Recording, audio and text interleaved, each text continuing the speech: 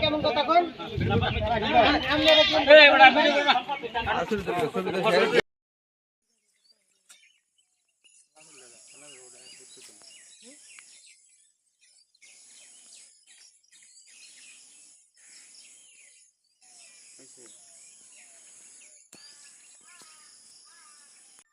বক্তব্য এখানে রাস্তা বন্ধ করছে, এইটা প্রথমত একটা মিথ্যা কথা। রাস্তা দিয়ে আপনারা নিজেরাও আসছেন, দেখছেন। এই রাস্তাটা হলো 30-35 বছরের মসজিদ হয়েছে, তখন রাস্তাটা এই পাশ দিয়ে ছিল, এটা তো ব্লক হয়েছে, এটা যাই, এইটার পরে না যাই। এখন যেটা আছে এটা আপাতত আছে, এটা দিয়ে রাখছি, আপনারাও আসলেন, দেখলেন, সমস্যা নাই। আর এরা মসজিদে মনে করেন যে একটা সভাপতি ছিল আমাদের মসজিদ শুরু হওয়ার থেকেই, মানে যখন মসজিদ হলো তখনই উনি উদ্বোধন থেকেই ওনাকে যে কোনো কলকৌশলে এরা একটা জোট বাইদা এখান থেকে বিদায় করার চেষ্টা করছে, বা বিদায় হয়েছে, উনি মান সম্মান নিয়ে উনি চলে গেছে। তার মানে আপনি বলতে চাচ্ছেন সত্যতা এটা তো কোর্ট বিশ্লেষণ করে বলবে, এটা আমি তো বলবো আমি ঠিক আছে, ওরা বলবো এটা ঠিক আছে, কিন্তু এখানে কিছু প্রমাণ যে আছে, এটা ওই গাছগুলো কাটছে যে এটা অতিরিক্ত করছে, তখন তো বাংলাদেশের পরিস্থিতি ছিল আসলে অন্যরকম, মানে ওই যে আন্দোলনের আগ মুহূর্তে, তখন তো অন্যরকম ছিল পরিবেশটা, ওই পরিবেশের সাথে মিলিয়ে এরা চলছে, কিন্তু আমরা ওই পরিবেশে তখন চলতে পারি নাই, এই হলোই। আর আমাদের এই মসজিদ দাদা দিয়ে থেকে গেছে, এই মসজিদে আপনার জমিটা লেখা যাচ্ছে, এই জমিটা হলো কাগজ অনুযায়ী যেখানে সেখানেই থাকবে, ঠিক আছে না, কাগজের বাইরে কিন্তু আমি আপনাকে কেউ যাইতে পারবো না, যেহেতু রেকর্ড সম্পত্তি।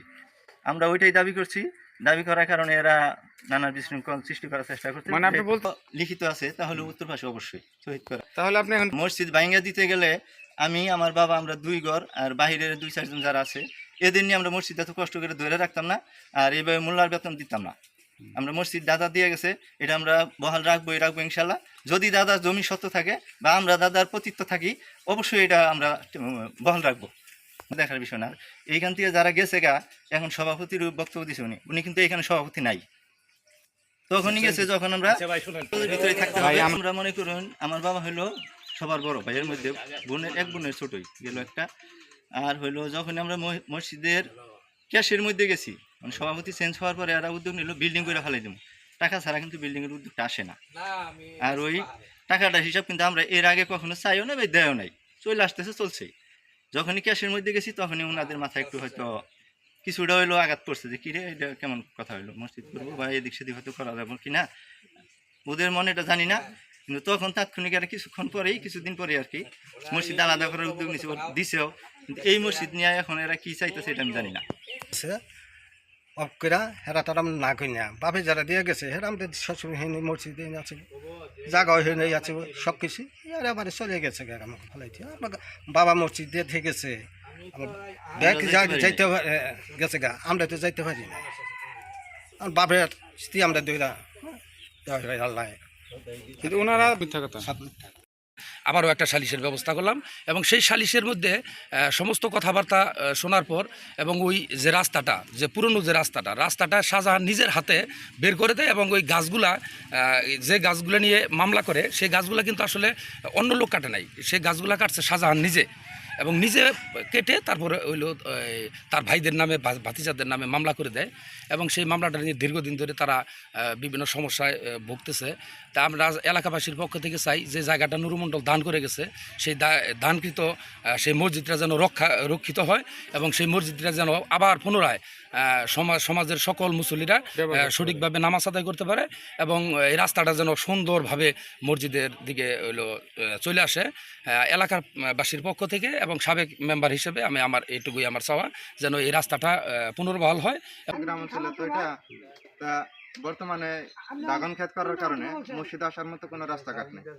তো আমাদের সমাজবাসী যারা আছে প্রথম যে বৈশা তাদের সাথে কথা বলে আমরা একটা রাস্তা বের করার সিদ্ধান্ত নিই।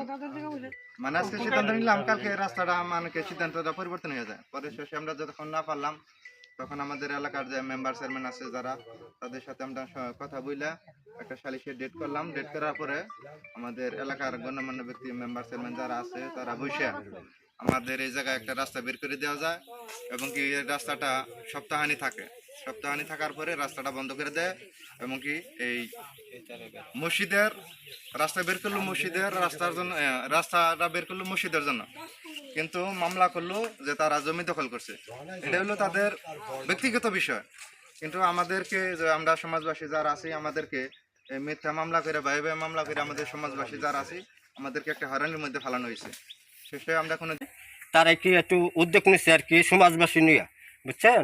তো তখন চেয়ারম্যান এলাম, এলাকা দিয়ে আগে মোটামুটি আপনার চেষ্টা করলাম, এলাকায় কাজ হইল না। পরে চেয়ারম্যান আপনার কয় মাস হয়েছে? মাস না,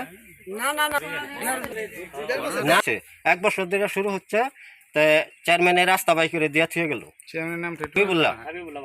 হাবিবুল্লাহ, হ্যাঁ। যাক, ওই রাস্তা বাই করে দেওয়ার পরে তখন কিছুদিন পরে ওই রাস্তাটা, হ্যাঁ শোনে, রাস্তা যখন বাই করলো তখন ওইখান থেকে ড্রাগন গাছ আসাল।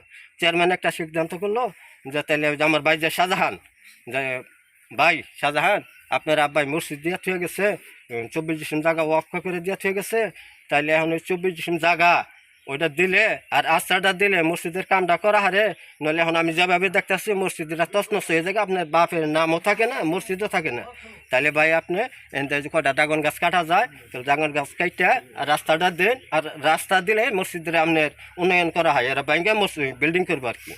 আচ্ছা, দেওয়ার পরে কথা বলার পরে আমার ভাই বলল যে ঠিক আছে ঠিক আছে। তখন উনি রাস্তা পরে গাছ কাটলো, কাটার পরে আমরাও গেলাম, আমাদেরও ডাক দিল, আমরাও গেলাম। তো কাটা শেষ, কাইটা কুইটা দিয়া থুয়া গেছে গা, 4-5 দিন পরে হঠাৎ করে শুনি যে আমাকে নামে মামলা হয়েছে, বুঝছেন? মামলাটা করছে কি কইয়া, যে আমাদের মসজিদের কোনো উল্লেখ করে নাই, যে মামলা করছে আমাদের জমি, যে আমরা ড্রাগন গাছ বুঝছি, উনি ড্রাগন গাছ কাইটা কুইটা দাও বল্লক চল লইয়াই আমাকে বাইরে বুড়িয়ে মাথা মুথা ফাটাইয়া 3.5 লক্ষ টাকার ক্ষতি করছে। এই ক্ষতির মামলাটা করছে আমাকে নামে মামুন মিয়া। ওর ছেলে যে শাহজাহান, আমার ভাই যে শাহজাহান, শাহজাহানের ছেলে মামুন, ওর নাম ডাক নাম হয়েছে মজলু, মানে মামুন নামে। এখন মনে করুন যে মসজিদ কাঁচা থাকবে না, আরো কিছু মানুষের সহযোগিতা হলো তোমরা মসজিদ পাকা করো, আমরা কিছু দান দক্ষিণা করবো। আমরা যেমন এই মসজিদের দান দক্ষিণা করবো, যে এই উপলক্ষে মসজিদটা পাকা করবার উদ্যোগ নিলাম। এই মসজিদের পূব সাইডে তখন একটা রাস্তা ছিল, ওই রাস্তার মাঝখান দিয়ে একটা পল্টিঘর তুললো, ওইখানে আবার পল্টিঘর তুলে এরা কোনো ড্রাগন গাছ বুনলো, বোনার পরে ওই রাস্তা কোনো আসা যাওয়া নাই। তখন ইট বালু নিয়ে ওই মসজিদে যাবো, এটা কোনো জায়গা নেই। তখন ও একটা চাপা একটা রাস্তা দিল, ওই রাস্তার আপনাকে ওই যে নাম তো মনির, উনি ডাক নাম হলো কি মামুন, রাখলে বারা ওই রাস্তা দিয়ে যখন আমরা ওই মসজিদে জামান গেল, ওই মসজিদে কাটা ফেলাইতে হয়, গোবর ফেলাইতে হয়, ওই মসজিদের সামনে গেটের মধ্যে তালা দিতে হয়, আঙ্গ মসজিদে ঢুকতে দেয় না। আর হলো শাহজাহান আর শাহজাহানের পরিবার না, তখন অনেকে আরেকজনের বাড়ির মধ্যে কেউ আইতে দেয় না। তখন আমরা উদ্যোগ নিলাম এই মসজিদ, এটা তো মেম্বার চেয়ারম্যান এলাকাবাসী সবাই উদ্যোগ নিচ্ছে, কেউ